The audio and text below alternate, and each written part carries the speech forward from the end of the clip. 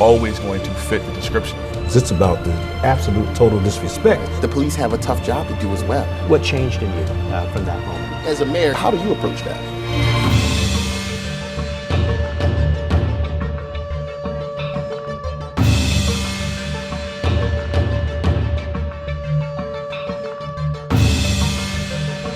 Hello and welcome to WHBG Channel 20, where today we're going to be having a roundtable conversation about police and the people right here in Harrisburg. What can we do to improve relations between the police department and our community? How can we deal with differing perceptions versus realities? And especially, how do we address the issue of race? I'm joined today by three very distinguished guests, and we're going to begin with Anwar Curtis, who is the CEO of Levels Ready Entertainment, and he's a co-founder of Push for Harrisburg Community Organization. We're also joined by a face that will be familiar to many of you, the Reverend Gastons, who is not only the co-chair of the Mayor's Interfaith Advisory Council, but also a former poet laureate and wordsmith. And we're joined by Ryan Sanders, who is Vice President of the African American Chamber of Commerce and also a major political figure on the state level. Let me start with you, Anwar, if we can. Can you talk a little bit about your perspective, your own individual perspective on this issue, specifically as an African American male here in Harrisburg? I feel as though being an African American male, I have experienced policing in a sense. Actually, back in, it was Easter Thursday. I can remember it as it was yesterday. I was actually walking home on the hill, Market Street, getting a blank CD, and I witnessed some POs coming out of a house. As I'm going up the street, which would be, I believe, 16th, going towards Walnut, coming from Market, the unmarked car turned up Market to kind of follow me. And they keep going towards past Walnut to State Street. I turn going towards 15th. As soon as I get to 15th and Walnut, that same unmarked car stops, meets me head on at the corner. They jump out. They ask me why I changed directions. Next thing I know, I see 10 to 15 other cop cars surrounding me. It went from I changed direction, my walking path changed direction to you look like one of our guys, things of that nature. And I don't want to say it wasn't fair or unfair. Of course, I was really lax. I had a hoodie on. I can understand why I guess they took their approach that they did. At the same time, I don't think it wasn't right. Especially when I gave them no probable cause for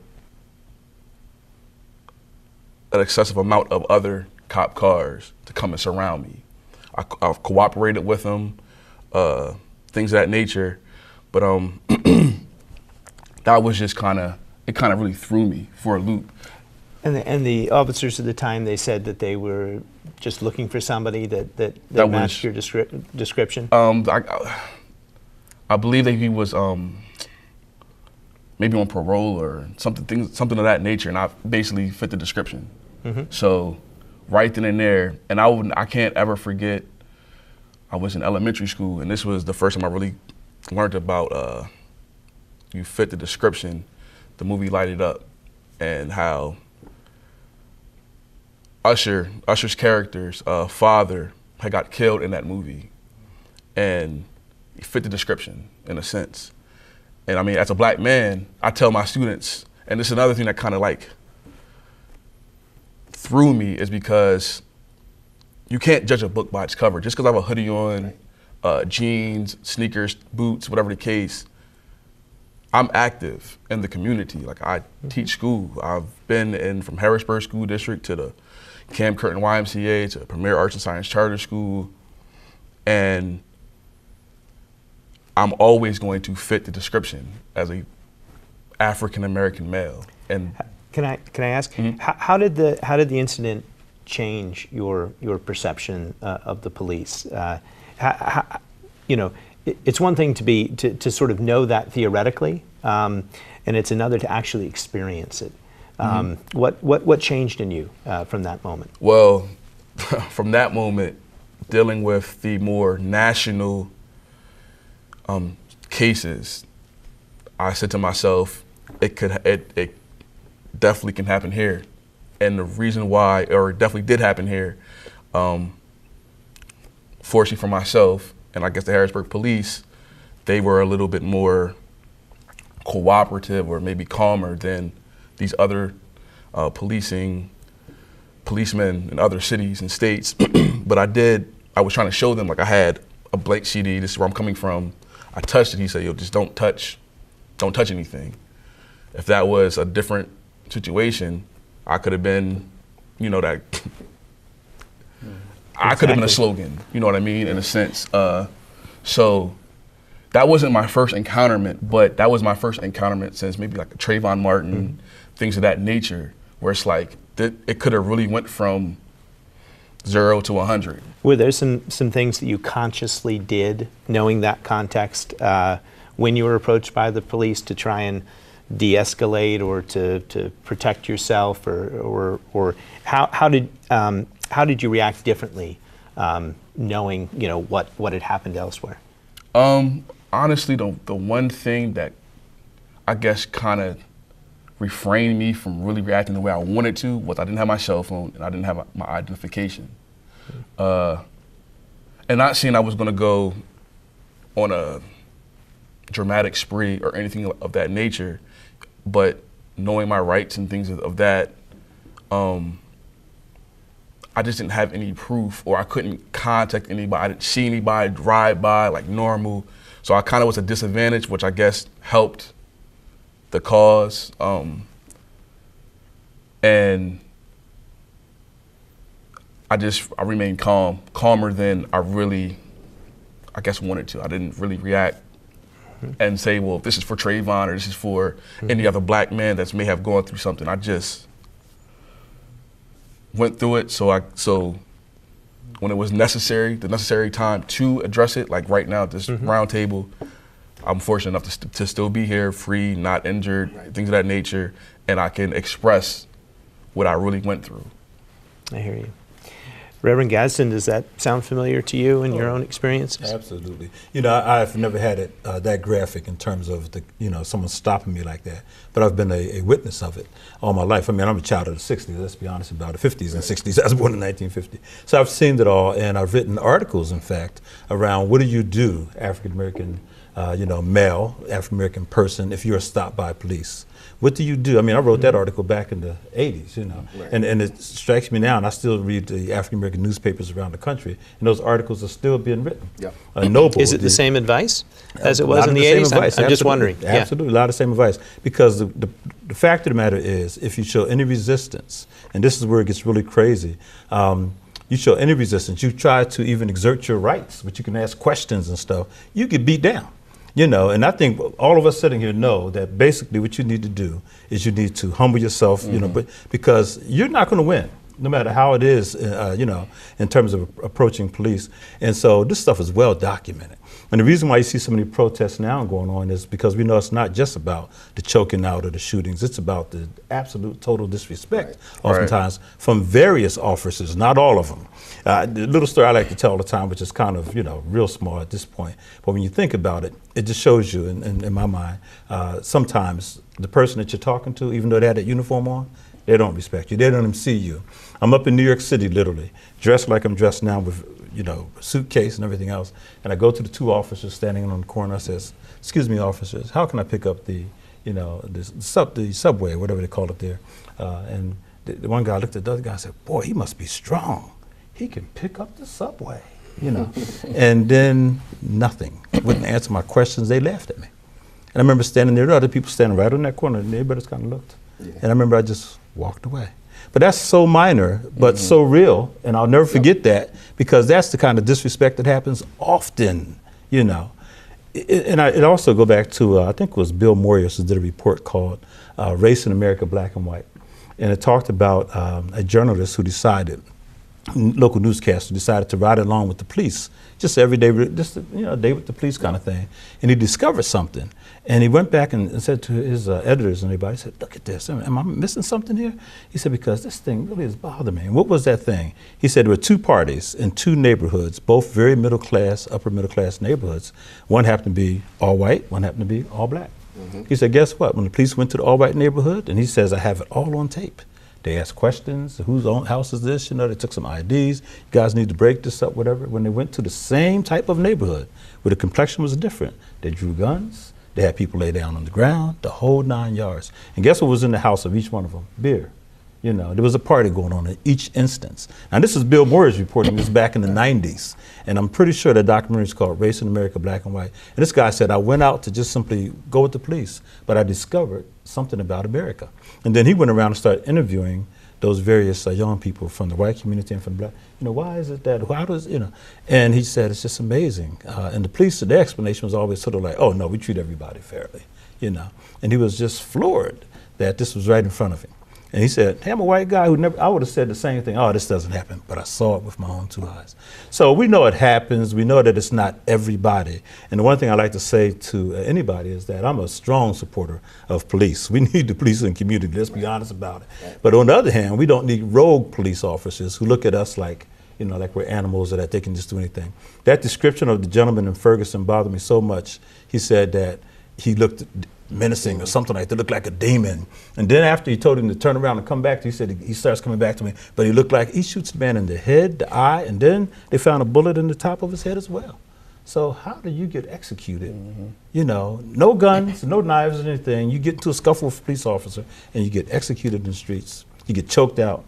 You know, it's time for all of us, and I'm so glad to see black, white, everybody standing up saying, enough, no more. And I know that we can't document everything, but there's been enough documented now that we shouldn't even have to have these conversations about whether or not, you know, we're out of whack. So, Reverend Gastons, do you think that community police relations in general are improving?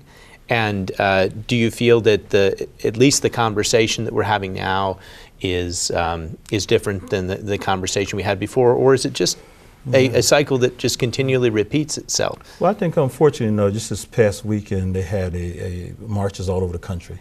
I just happened to be down, my wife and I, down in the Baltimore, D.C. area, and the marches are huge. I understand they had them here in Harrisburg as well. You know, the people are fed up. I don't know if the police relations have gotten better because we haven't had fair trials. It's gotten so bad that a guy like, your kid like Trayvon Martin can be shot and killed by someone who wasn't even a police officer.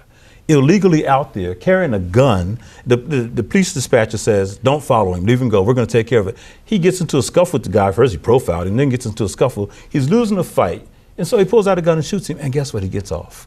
I think we got a lot of work to do in this country before people really begin to feel safe about police-community relations on the whole. Now, individually, I love Chief Carter. I think he's a great guy. I'm so glad he's the chief because I think he comes from community, he understands, and he's gonna represent blue too, I understand. He's gonna represent the uniform first, but at the same time he represents community as well, so I think he does that delicate balancing. And so, all hats off to him, and I wish we had more people like him. But the fact of the matter is though, there's some people who they're nameless until they pull that gun or until they choke somebody out, whatever. We don't know who these guys are. And why do we have police forces that don't reflect our communities? There you go. You know, that's a serious problem, you know. Is it that we won't go out for the jobs because we're like, they don't want us, or we're just simply so turned off by that? But that's a problem. That brings up a big point. Please, there Ryan, in terms of, you know, your interaction with the police when you're younger, right? Because that's when you form and you gain. And you know, I am a transplant to Harrisburg, but originally being from Philadelphia. But I see that, you know, it's the same regardless of. And you know, one of the key indicators is our skin color a lot of the times. But one of the things that changed me was in Philadelphia, they changed over some of the diversity practices. They said, we're going to hire African Americans now to police over some African American neighborhoods and communities, and let this be a point. Now, you know, the bad thing about it was the culture didn't change. Now you got black cops that don't have a relationship like they should have. But it also opened my eyes because my own cousin became a cop. So, this one attitude in which I was, kind of brought into just based off of my experiences. Like you said, that, I have a suit on now, but, I'm coming from the gym, Right. it's something totally different. Right, and they don't right. ask you if you're Democrat or if you're a Republican. They tell you get on the ground quickly. And I think that some of the frustrations that we've been seeing, it really, puts race into the conversation. But also, I think we look at it, me personally, from an economic standpoint. What are we doing to empower? 'Cause you talked about the cycle. What are we doing to stop that cycle? And it starts with low-level crime, which ultimately I believe results from some of the drugs and alcohol abuse, and without treatment for that, I think that it will continuously keep working as a cycle. Yeah, I think some of the themes that we've heard already are the theme of respect. So maybe we should start with talking a little bit about that. I just wonder, in that initial interaction between police officer and individual, if there is a particular tone or certain signals which maybe the officer could give right off the bat that sort of show a sense of respect and understanding as opposed to something else. Anwar, in your circumstance, specifically in interacting with the police, would there be certain things that they could say or do or indicate in their actions that would have helped establish a framework for respect that might have made everything go more smoothly? Well, I was raised that in order to get respect, you have to give it. Excuse me. And I definitely understand from either being a teacher or being an adult, have my own business or anything of that nature. It's all about the language. It's all about the body, posture, gestures. I have no problem ever saying to anybody, from a child to a policeman, yes, sir, no, sir, yes, ma'am, no, ma'am. I don't expect a police officer to say something like that to me off rip when he's doing his or her job. But I guess that could be a start. Why not? Maybe definitely. I guess that's the question. Why not? Maybe sir, excuse me, sir, right, yeah. is a lot better than you on over the there, ground, or right? whatever. It just would be the dynamic of that word could digress a lot of friction, possibly. I think that's a good start. I think feel that in the firmly language that we use, we sort of establish certain power relations right off the bat. And I know that the chief is a big proponent of this, but one of the aspects of the community policing, which is so important, is hopefully pre-establishing a relationship with community members by walking the beat, by proactively going in and having relationships, so that the officer isn't seen as an outsider, but is really seen as somebody who's known to the neighborhood. And I think when you're known, you would immediately start off that type of interaction with a different type of language or rhetoric. Yeah. To me, it's just, excuse me, it's just so much more natural. Because if I know Ryan, I can talk to him the same way, whether he has a suit on, I have a suit on, we're laid back with our clothing. Right. I'm a very personal type of individual. So for police officers to being personal with the community, especially the black community, that void has to be filled. Because it's just, you get police officers from other cities, other districts, towns, and they come in here with a demeanor, and not just Harrisburg, but just any black community. They come in with the demeanor of, they could be XYZ, the stereotype. How do you change that stereotype? You have to get personal. You have to understand the individual, then let that individual also understand you. I understand you're a cop. You have to do your job. I can't take that away from you. But also remember, when you clock out, you're still a human being. That's right. Now what? When you talk to me crazy, when you thought I fit the description or XYZ. Now, if I see you 3 days later and you're not in that uniform, am I supposed to still address you the same way, or am I not supposed to address you that now that I can get personal with you? Sure. If we just wait, if we catch me for the bomb hits initially, Right. Yeah. I think it'll just improve.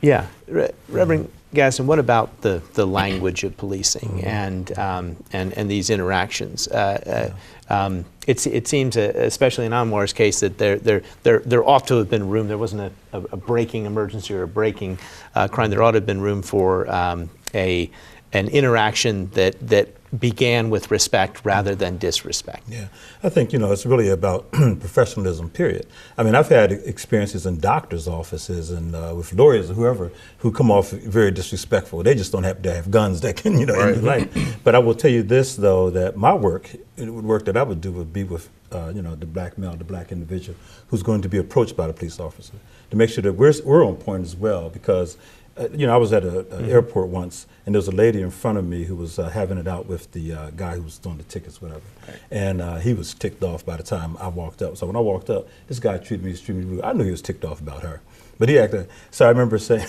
he said, what aisle, whatever. So I said, well, I like to have a window seat. When I got on the plane, guess what I had? An aisle seat. Right. This is where it just kind of, and that was not, it was not about me. I hadn't done anything to this guy, but he was so ticked off at the time, I could just see, hey, it could happen to anybody. So a police officer, you know what that person's dealt with before they, so my thing is stay calm, hopefully they will be respectful to you, but you make sure you're respectful to them. Because remember, you don't want them to be judge, jury, and executioner on the scene, right? In some cases. Some cases. So I have seen guys, mouth off, whatever. I I pulled up one time and, Crystal Turner Childs, who's a wonderful state trooper. I happen to know the person in the car. She stops and says, hey, how you doing? I want to say something to her. She said, if you know him, tell them that, when the police officer addressed them, they need to say, because if I was another police officer, and I know a few people, that if I were a different person, the way that person spoke back to me, I would have been ticked off. Said, I'm being real cool, but, tell them be careful, because, we can escalate it too. So we want respect, we have to give respect. And remember, they got the power, man. Like you said, it wasn't one person that stopped. You have to all these cars pulled up. It's their job. It's their job, right? It's protocol. Now, they can be abusive. I'm still trying to figure out that guy that plays on Law and Order. Every time one of the cops shoots somebody, here he comes in trying to almost throw them in jail. I mean, he's really hard on them. Where's that cop at? I never see that. Because it seems as He's if on that what TV happens, show. he's on a TV show. They never seem to rally around, the community and say, well, let's see what really happened here. It always seems like there's this cover-up, seems like, I'm not saying it is, there's this cover-up, and the outcome's going to be the police officer gets off, not even a trial, so that always sticks me off. Let's talk about, can I ask you a question? You certainly can, because I think we can change that then. Yeah, well, there you go. Well, how would you handle that situation? Take, for instance, there is a gentleman very similar to Eric Gardner who, maybe on 2nd Street, he's peddling loosies, he's not doing the right thing because he's not doing it legally. But the same instance happens when, some police officers confront him and, the result of that is that man dies. There is a homicide that is being laid upon your foot. And as a mayor, you have a lot of things that are going on, everything from somebody dying to somebody's store closing. But how do you approach that? Well, hopefully you're able to prevent it before it happens by having, a clear understanding of what conduct is acceptable and what conduct isn't acceptable. And it's hard for me to view that footage and to find that conduct acceptable in any way. I think it was clearly an unjustifiable use of force that didn't match the circumstances. So hopefully our officers here in Harrisburg are going to be trained and responding appropriately. The issue that Reverend Gastons brought up, the issue of how to try as a community member, what is your responsibility not to sort of accelerate the situation or to make it more competitive than it happens. I think that's where I want to send a message to the public that we do want to hear from you. We are interested, both myself and the chief, in documenting all these interactions with individual officers and using it as a means of improving and training and in some instances promoting officers that should be promoted and not that aren't. but making sure that officers treat the community with respect. So I think part of what we're saying here is we want to leave an interaction like that not feeling frustrated or angry, and hopefully, obviously, being safe, but also hopefully empowered to report back. Right. Every incident in Harrisburg ought to have an incident number. Police officers have have their names clearly on their uniforms, rather than confront at that moment. Take notes and report back to the city so that we can learn from those events. Yep. And you use the word hopefully a lot, and hope. And I think off these past years, we've been running off a lot of hope. And I think politically, we now need action. So I think, like you said, to catch it up front is to be proactive. That's right. So to say to the community, hey, we know this has happened. We understand that this is a big deal to the community, technically the minorities, and the majority of the city is minority. Here is, Chief Carter, and here's the practices that we will not conduct in. And make people feel a little bit safer, because I think it's real easy. People think that the police are after them in some cases, but the police have a tough job to do as well. Because 99% of the time something happens, somebody's jumping in somebody's car or somebody's house, guess who they call?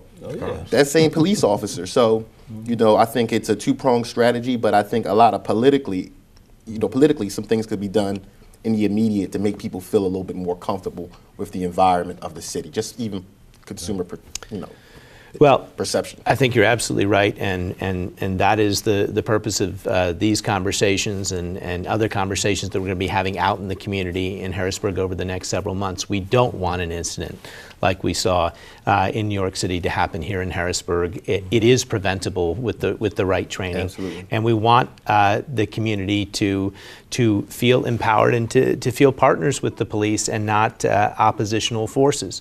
That is going to require, above all else, an open, civil dialogue that empowers people and encourages them to participate in a conversation like we had here today. Absolutely. So this is just the start. We plan a whole series of these tapings here on Channel 20 over the next several months. We're going to have police officers as well. We're going to have community advocates, and we're going to have all sorts of different people talking about, again, the issue of race in Harrisburg and how we can ultimately heal the divisions between the police and the community, make Harrisburg safer for everyone as we move forward. Thank you for watching, and we'll be back with another episode of Police and the People soon.